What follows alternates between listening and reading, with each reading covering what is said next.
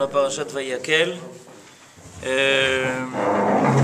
la parashat Vayakel fait partie des deux dernières parachiotes qui sont d'ailleurs très souvent liées l'une à l'autre. Vayakel Pekudé qui termine le Chumash Shmot et surtout qui viennent parler de l'achèvement de la construction du tabernacle du Mishkan. Or, il se trouve que cette parasha, et ce n'est pas la première fois, commence, c'est en réalité véritablement le contenu de ces parachutes Vayakel Pekudé et le Mishkan, commence d'abord par nous parler du Shabbat. Et il y a sûrement des endroits dans la Torah où ça aurait été a priori plus naturel de traiter du Shabbat. Et voilà que ce n'est pas la première fois, comme je l'ai déjà dit, la Torah a trouvé nécessaire de lier l'idée du Shabbat avec l'idée du Mishkan. Et la question qu'on va essayer d'étudier ensemble, avec ce texte du Rav Bochko, c'est pourquoi est-ce que la Torah insiste sur le lien qui existe entre le Shabbat et le Mishkan. Mikdash ve Shabbat, Hakdashat Abriya. Voilà le titre. Le Mikdash et le Shabbat, comment amener la Kedusha dans la création. Sheshet Yamim te'aseh melacha. Ubayom hashevi yelachem Kodesh, Shabbat, Shabbaton, Lashem. ופירש רש"י, הקדים להם אזהרת שבת לציווי מלאכת המשכן לומר שאינה דוחה את השבת. Alors Rashi, tout de suite au début de la paracha, donne l'explication de l'introduction du travail du Mishkan par l'interdiction de transgresser Shabbat. Ce que la Torah a voulu nous enseigner, nous indiquer, c'est malgré toute l'importance qu'a le Mishkan, l'importance dans le fait que ça va permettre la Shrina, la présence divine, d'être présente dans le camp d'Israël, malgré toute cette importance, malgré toute cette valeur qui va se dévoiler, ça ne repousse pas le respect du Shabbat. C'est-à-dire, on peut s'imaginer de l'enthousiasme avec lequel les enfants d'Israël, d'ailleurs on le sait, ils ont amené tout ce qu'il fallait, l'or, l'argent, etc., tous les matériaux nécessaires à sa construction. Malgré tout cela, malgré votre enthousiasme, malgré votre volonté de vouloir le Mishkan, de voir le Mishkan construit, malgré tout cela, n'oubliez pas que ça ne repousse pas le Shabbat. Vous êtes tenus de respecter le Shabbat, même au prix de retarder la construction du Mishkan. Dit le Rav Bochko, ופעמים מספר חוזרת סמיכות הציווי הזה, סמיכות הזו, שבין מקדש לשבת, את שבתותיי תשמורו, ומקדשי תיראו אני השם. Plusieurs fois, on trouve donc ce jumelage entre le Mikdash et le Shabbat, et il cite d'autres endroits où ça apparaît, עד שניתן להבין עד כמה השתוקקו בני ישראל לבנות את המקדש. הם הבינו ודאי את הצורך לשבות בשבת מעבודת החול, אך נתקשו להבין מדוע לא יידחה איסור מלאכת שבת בבניין המקדש שכל כולו קודש. Pourquoi est-ce que la Torah a tellement besoin d'insister sur l'idée que la construction du Mikdash ne repousse pas le respect du Shabbat? Parce que les enfants d'Israël avaient une énigme à résoudre. Et cette énigme, c'est la chose suivante.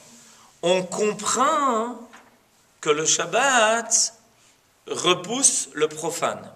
C'est-à-dire que le Shabbat vient installer dans la réalité, dans notre réalité, l'idée de la Kedusha. C'est pour ça qu'on commence le Shabbat par le Kiddush, que l'on appelle le Shabbat, Shabbat Kodesh. C'est-à-dire que ce qui apparaît par l'intermédiaire du Shabbat, ce qui est fait irruption de notre réalité par l'intermédiaire du Shabbat, c'est le concept de la Kedusha, c'est le concept du Kodesh. Donc on comprend très bien qu'à un moment donné, aujourd'hui, vendredi, on va devoir arrêter toute œuvre qui est profane pour laisser la place à l'apparition du Kodesh, à l'apparition de la Kedusha. Par contre, il y a quelque chose qui n'est pas très facile à comprendre. Pourquoi est-ce qu'il faut s'interrompre dans la construction du Mikdash pour faire apparaître le Kodesh? C'est paradoxal. Parce que la construction du Mikdash, c'est faire apparaître le Kodesh. Alors on nous demande à renoncer. Imaginez-vous, tout le monde travaille aujourd'hui, vendredi. On est en train de clouer les planches du Mikdash, du Mishkan. Et à un moment donné, Shabbat, on s'arrête. Mais comment on s'arrête? On est en route pour la révélation divine la plus extraordinaire. Selon Nachmanide, la révélation divine qu'il va y avoir dans le Mishkan est du même ordre que la révélation divine qu'il y a eu au moment du don de la Torah au Sinaï.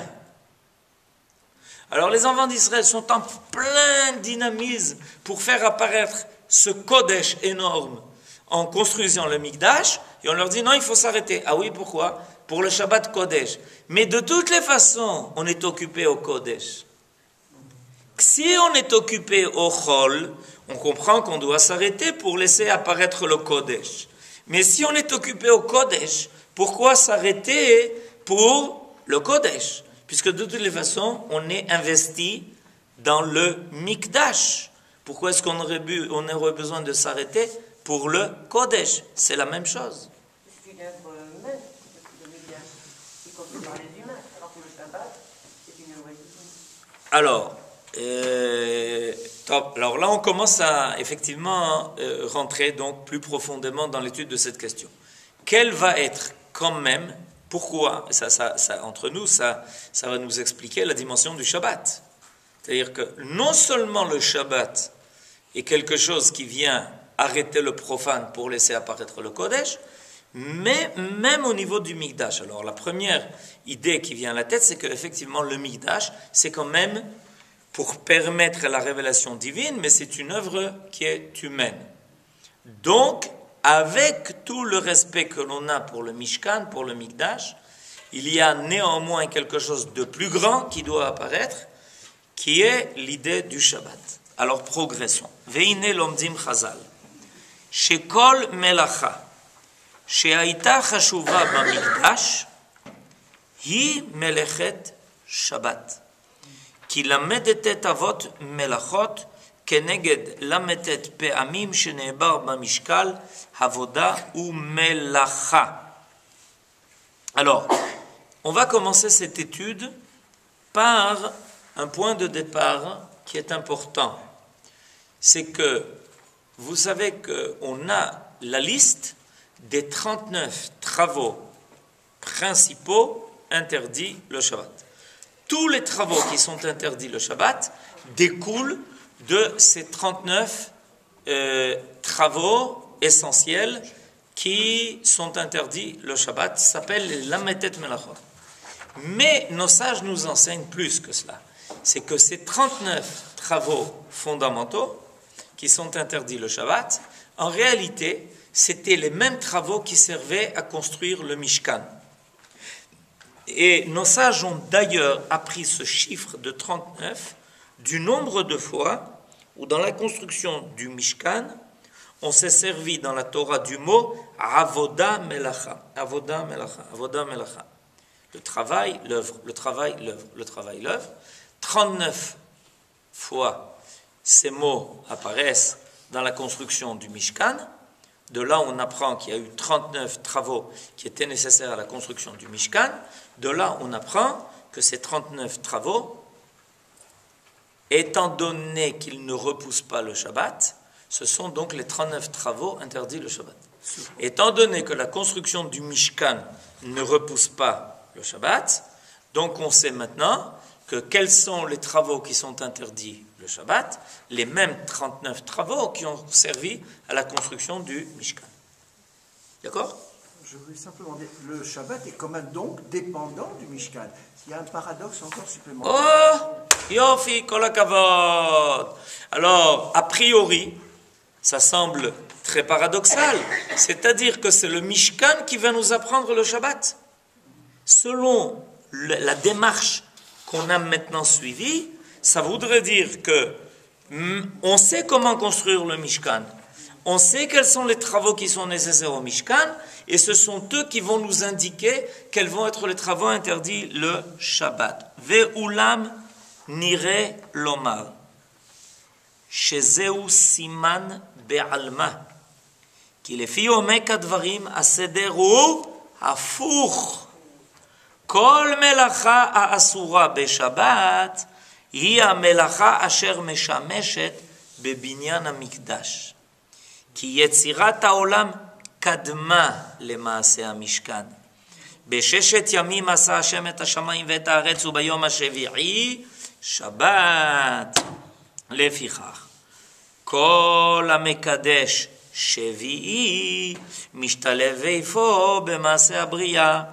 בששת ימי המעשה מתגלה כוח היצירה, היצירה האלוקית הראשונית, ויצירה בידי אדם הממשיכה אותה, ויצירה זו מתמצה בל"ט אבות מלאכות, וכאשר באה השבת מתקדשת כל הבריאה כולה לתכליתה העליונה. מה הרב מסביר? Qu'est-ce que le Rav nous explique? Qu'en réalité c'est le contraire. En réalité, c'est le contraire. C'est-à-dire que très souvent, c'est ce qui arrive. Nous voyons les choses de bas en haut. Alors, on n'était pas au moment de la création du monde. On n'était pas quand Dieu a créé son monde. On sait simplement que quand Shabbat est arrivé, ce processus créatif s'est arrêté. Et que la Torah nous indique que quand arrive ce temps dans le monde, dans la création qui s'appelle Shabbat, quand ce temps arrive, création doit s'arrêter. Quand c'était au moment de la création du monde, c'est la création divine qui s'est arrêtée. Quand le monde va devenir l'espace de l'homme, ce temps aussi doit arrêter la création humaine. De la même façon que le temps du Shabbat a marqué la fin de la création divine, le temps du Shabbat, dans le monde habité par l'homme, amène aussi l'arrêt de la création humaine.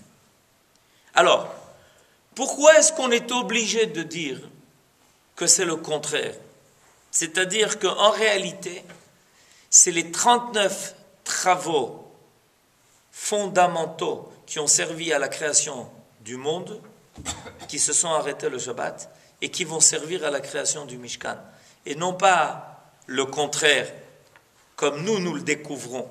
C'est-à-dire, nous découvrons quels sont les 39 travaux interdits le Shabbat, par les 39 travaux qui ont servi à la création du Mishkan. Parce qu'au moment de la création, nous ne les avons pas vus, ces 39 travaux.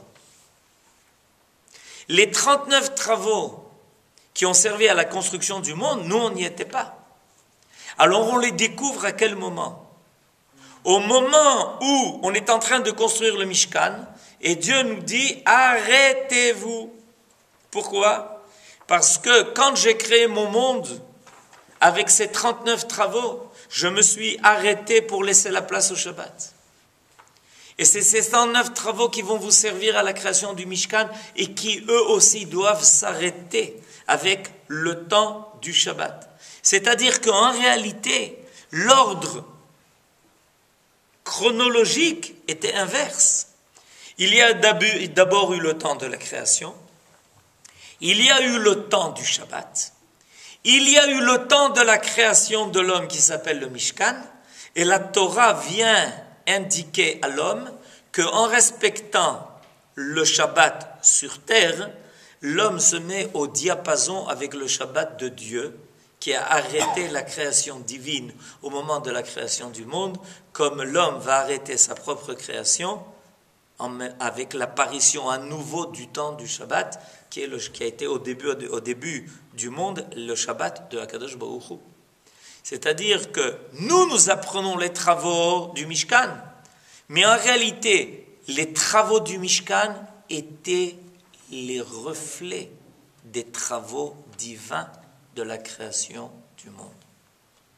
Alors, cette démarche que nous avons de redécouvrir quels sont les travaux qui ont servi à la création du monde, on l'a par l'intermédiaire de la création du Mishkan. Pourquoi? Parce que le Mishkan est le complément de la création du monde. Akadosh Baruch Hu prend l'homme associé pour compléter le processus de la création. Mais l'homme doit reprendre le même rythme quand il devient associé à Akadosh Baruch Hu. Vous vous rendez compte un peu ce que Akadosh Baruch Hu nous dit? Il nous dit, écoutez, je vous laisse la possibilité d'être associé à mon œuvre. Moi, j'ai créé le monde, vous allez créer le Mishkan. Je me suis arrêté le 7e jour pour créer... Quand j'ai créé le monde, je me suis arrêté le 7e jour pour laisser le temps du Shabbat. Vous allez arrêter votre création au moment de la création du Mishkan pour laisser apparaître le temps du Shabbat, et on sera en cela tous les deux en shutafim complet à tous les niveaux. Vous voulez dire que les 39 travaux avant la construction du Mishkan existaient dans l'esprit du Shabbat? Ils existaient déjà depuis longtemps. Ils existaient depuis longtemps dans la création du monde. Ce sont les 39 principes qui ont été redécouverts par l'homme, par Israël, au moment de la création du Mishkan. Et c'est pour ça que Akadosh Baruch Hu leur dit, maintenant, vous voyez, vous avez redécouvert ces travaux-là, vous les avez redécouverts. N'oubliez pas que le Shabbat va intervenir pour arrêter ce principe créatif. Où on trouve ce parallèle des 39 travaux d'Hachem? Ça correspond à quoi? Ça correspond à tous les principes créatifs qui sont apparus au moment où le monde a été créé. On voit bien que quand Akadosh Baruch Hu fait créer son monde, il y a des étapes. Vayomer Elokim yehi or. Dieu dit que soit la lumière. On voit bien. Ensuite, on voit bien qu'il sème. Taché haaretz déchet. Que la terre fasse pousser du déchet. On voit bien que Dieu est occupé à planter des arbres dans son Gan Eden. On comprend évidemment que les travaux au niveau divin ne sont pas les travaux au niveau de l'homme. Et si on cherche, on peut trouver... Bétar, ça veut dire que en réalité, Akadosh Baruch Hu a déposé dans son monde une énergie créative. C'est obligé. Ou sinon, nous n'aurions pas la force de faire quoi que ce soit. Si nous n'avions pas reçu de Dieu les axiomes de base qui permettent de construire le monde, jamais on n'aurait été capable de construire quoi que ce soit. Comment j'explique toujours cela à propos de la bracha sur le motzi. D'accord? Pourquoi? La bracha que nous avons sur le motzi est une bracha tout à fait spéciale. Baruch ata Hashem Elokeinu melech haolam hamotzi lechem min haaretz. Mais Akadosh Baruch Hu, il ne fait pas pousser le pain de la terre. Ça vous est déjà arrivé dans un champ et d'aller récolter des chalotes pour Shabbat? C'est cette histoire. Hamotzi lechem min haaretz. C'est lechem min haaretz. En po lechem. Si tu veux du lechem, va chez Angel. Achète chez Berman, je ne sais pas, c'est ce que tu veux, mais tu ne trouves pas du mot. C'est quoi cette bracha? Vous savez qu'il y a un principe clé dans les brachot. C'est que les brachot doivent être extrêmement précises. Si tu dis Boré Priya sur quelque chose qui est Boré Priya, ça ne marche pas. Atalo yatzata yedechova. Si tu dis Mezonot sur quelque chose qui est chez Akol, Atalo mekayem et mitzvah que je tzarir. Alors tout d'un coup, on nous dit, oui, mais la bracha sur le pain, c'est hamotzi lechem min haaretz. Et c'est hamotzi lechem min haaretz. Hamotzi chita min haaretz. À la rigueur, la bracha devrait être celui qui fait sortir le blé de la terre. Quoique là-dessus, il y aurait aussi une question. C'est l'homme qui a labouré, c'est l'homme qui a semé, c'est l'homme qui... Mais on peut dire, bon, ben c'est Nachon, il a pris des graines qui existaient, donc c'est quand même Akadosh Baruch Hu. Mais ça, dire à Motzi, lechem min haaretz, on sait très bien que dans la nature, il n'y a pas de pain qui pousse de la terre, ça c'est incompréhensible. Réponse? Shutafut. La réponse de David, c'est Shutafut. On est associés. C'est-à-dire, quand on dit Amotzi lechem min haaretz, on reconnaît que le pain que l'on mange est le résultat de notre association à Kadosh Baruch Hu. D'accord? C'est ça l'idée qui peut se présenter. Eh bien, moi, je dis la chose suivante. Imaginez-vous que pour la première fois, un homme passe dans un champ où pousse du blé. Imaginez-vous. La première fois, c'est jamais arrivé avant dans le monde. Et puis tout d'un coup, il s'arrête devant le blé et il dit, ça c'est extraordinaire. Je vois ces épis de blé et je vois déjà les gâteaux de Shabbat. Ça vous paraît normal? Oui. Pas du tout! Et c'est insensé! C'est insensé! Tu vois un épi de blé, tu penses à un gâteau de Shabbat. Oui. Vous savez combien de fois vous passez à côté d'Abraham? Ce n'est pas l'imagination, mais il faut l'avoir cette imagination. C'est parce que vous avez déjà vu des gâteaux de Shabbat que vous imaginez ça. Si vous ne mangiez pas des gâteaux dans votre vie, vous n'auriez jamais imaginé qu'un épi de blé peut donner un gâteau. Vous savez à côté de combien de plantes vous passez et vous n'avez aucune idée de ce qu'on peut faire avec. Des fois, on marche dans les champs, on voit des choses qui poussent, des trucs, des ronces, des trucs. Et on se dit, mais à quoi ça sert ça? Ça m'embête ça, je voudrais passer, ça m'embête. On n'a aucune idée de ce qu'on peut faire de cela. Ok? Attends, Omer.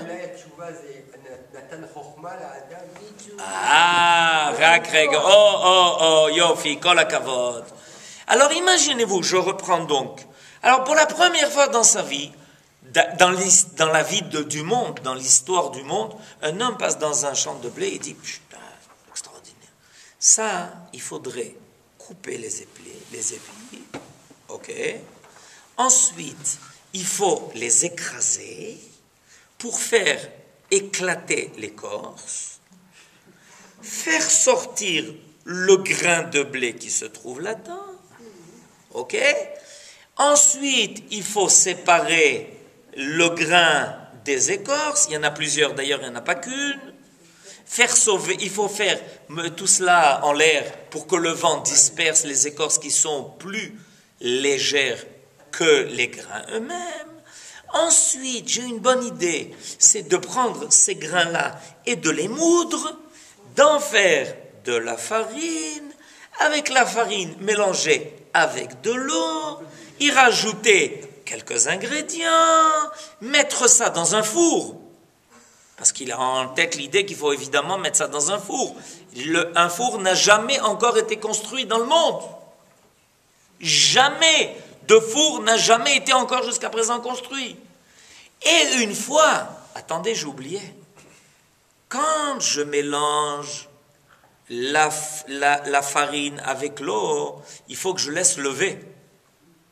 Ah oui, c'est parce que tu t'es levé ce matin que tu as pensé qu'il faut laisser lever.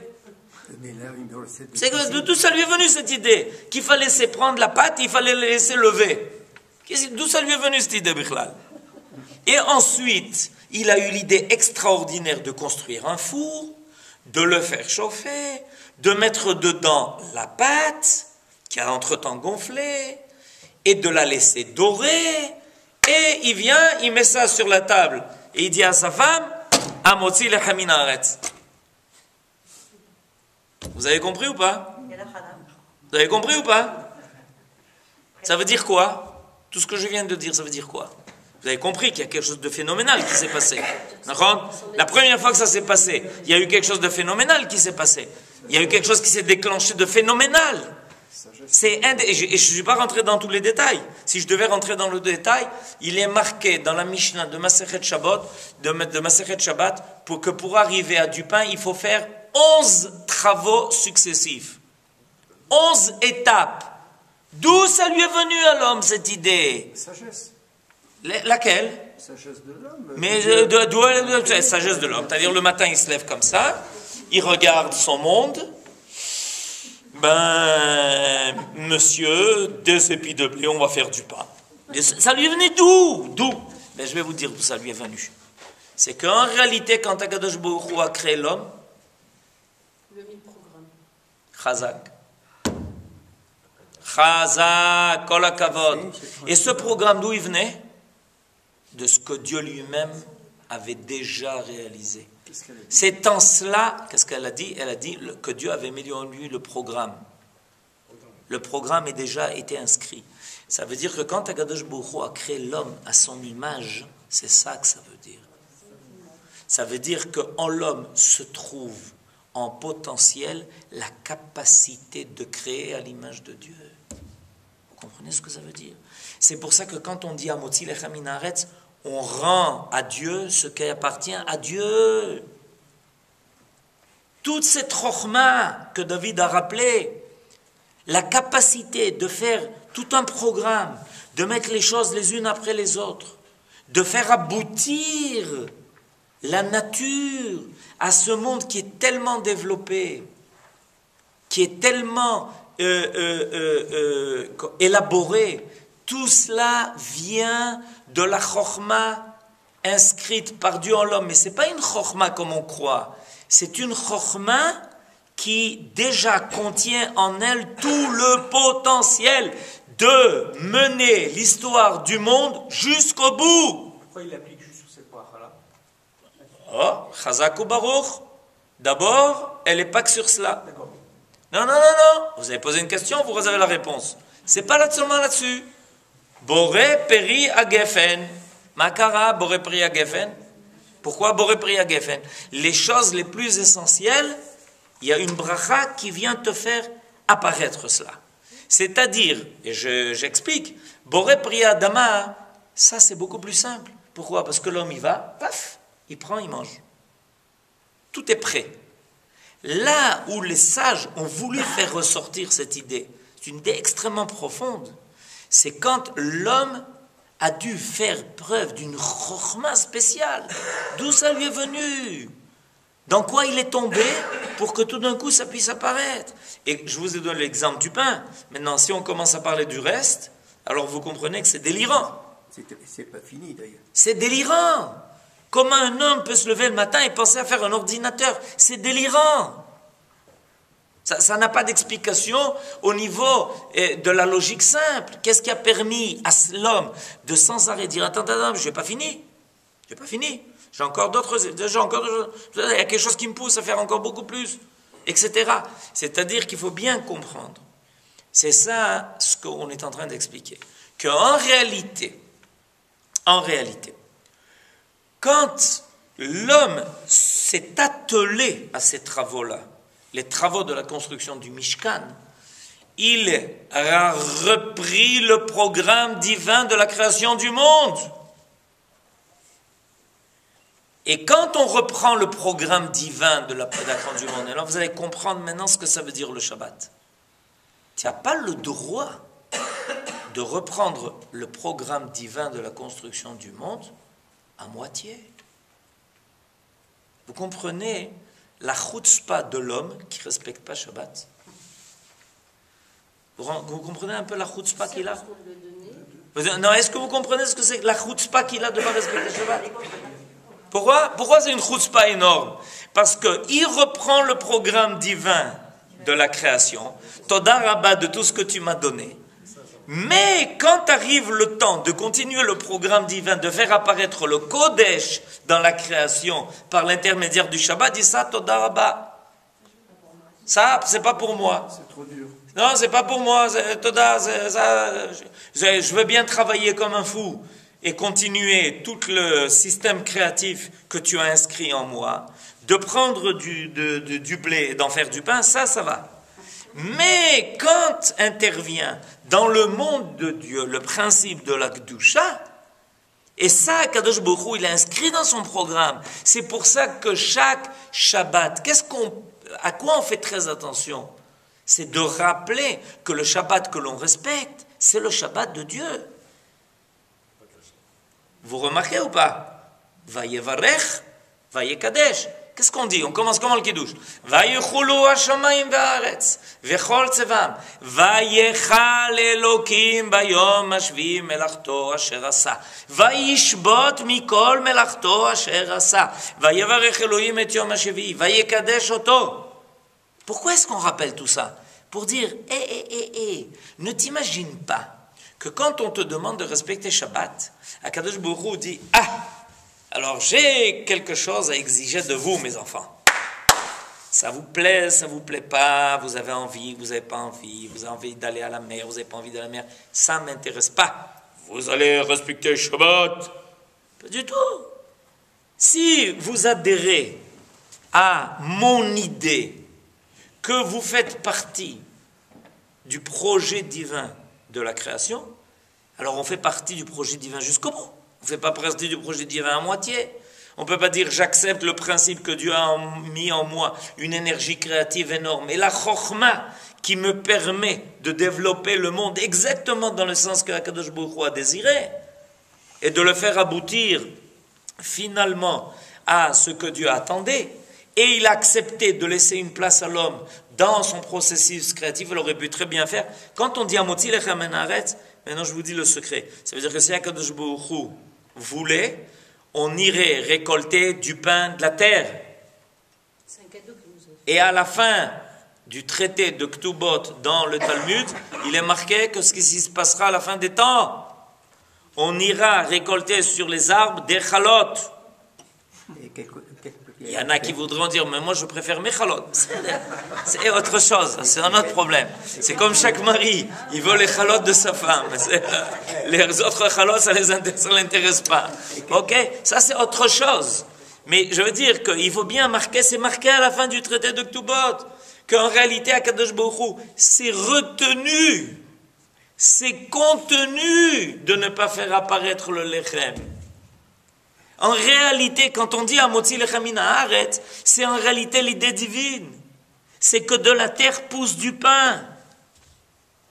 Et quand on dit Amotzi lechem min haaretz, ça veut dire Akadosh Baruch Hu, on reconnaît qu'on s'est mis à ta place parce que tu nous as fait la place pour que nous fassions nous-mêmes sortir le pain de la terre. Et en tout cas, on reconnaît que c'est bien et grâce à toi, parce que c'est toi qui nous as donné cette chokhma en passant à côté d'un champ d'épis de blé, de se dire, tiens, de cela, on va faire du pain. Chazak ou baruch, kol hakavod. Maintenant, de cela, on comprend très bien pourquoi, en réalité, Akadosh Baruch Hu fait apparaître le Shabbat tout de suite avec le Mishkan. Le Mishkan, c'est l'apothéose de la création humaine. Pourquoi c'est l'apothéose de la création humaine? Parce que c'est rejoindre Dieu dans une création qui permet au Kodesh d'apparaître. Or, un Kodesh, le Kodesh dans la création humaine, ne peut pas être rival du Kodesh de la réalisation divine. Quand Akadosh Baruch Hu a fait le Shabbat, il a fait apparaître dans sa création le principe du Kodesh.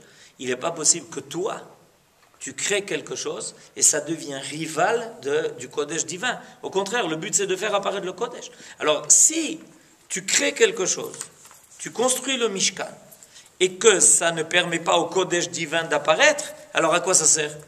Puisque tout le but c'était d'être associé, pour que tout le but c'était de continuer le principe créatif divin. Pourquoi dans le Beth Amikdash, on faisait les sacrifices et tous les travaux du Beth Amikdash, aussi le Shabbat? La construction du Mishkan et la construction du Mikdash ne repoussent pas le Shabbat. D'accord? Mais notre attachement à Akadosh Baruch Hu, le travail qui est fait dans le Mikdash, c'est le lien permanent qu'il y a entre l'homme et Dieu. Ce lien, il est permanent, il ne peut pas s'arrêter. Ce lien-là, s'il s'arrête, c'est une catastrophe. Quand on attise le feu, le Shabbat, pour brûler les sacrifices, c'est continuer d'attiser le lien entre l'homme et Dieu. Ça ne peut pas s'arrêter. Ça, non seulement ça ne vient pas à la place du Kodesh, en réalité, ça prouve la permanence du lien entre l'homme et Akadosh Baruch Hu. Donc, ça peut pas être mis de côté. C'est le principe même du lien, de la relation permanente qu'il y a entre l'homme et Dieu. Donc ça ne peut pas s'arrêter. C'est pour ça que le travail dans le Beth Amikdash ne s'arrêtait pas Shabbat. Mais ça, c'est quoi? C'est l'apparition du lien. Si on s'arrêtait une fois toutes les 2 semaines, une fois par semaine, il n'y a pas de lien entre nous et Kadosh Baruch Hu. Ça s'arrête. Pas possible. Évidemment, il y a ce lien. Il y avait la colonne de fumée, le feu qui descendait du ciel et qui était permanent. C'était la permanence du lien. C'est pour ça d'ailleurs que quand les ennemis d'Israël ont voulu qu'Israël tombe, ils ont trouvé une solution très simple. Ils ont empêché que le travail dans le Beth Amikdash se continue. C'est-à-dire, si on met un écran dans ce lien entre l'homme et Dieu, automatiquement, Israël devient très faible. C'est comme nous, c'est comme comment dirais-je, ce tsinor, ce tuyau d'oxygène qui nous relie à Kadosh Baruch Hu, et ça ne peut pas s'arrêter. Shabbat Shalom.